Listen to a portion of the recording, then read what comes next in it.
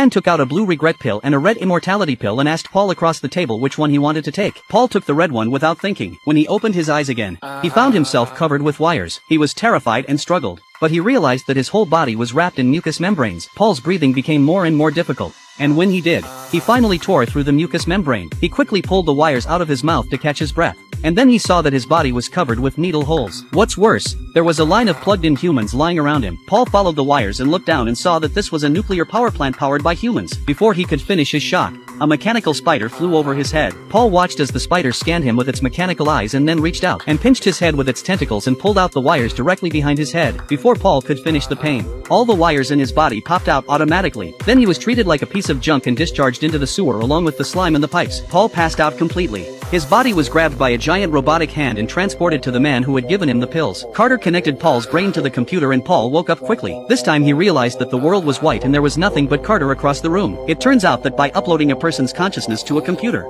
they are trapped in a world created by the computer. The human race has long been ruled by robotic computers who put humans in robot wombs and breed them so that each one can send a large amount of power to the computers. So the computers take most of the human race and power them up with wires to their brains. They plug their brains into wires and simulated an Earth on the internet and they'll die without ever realizing that the world is fake. But Paul was lucky. He took the pill and woke up with his body back by Carter. Everyone else chose the blue pill and lived on in their dreams. Only those who chose the red pill and faced reality had the courage to defeat the machine. So Paul is the savior who can lead the way to save all of humanity.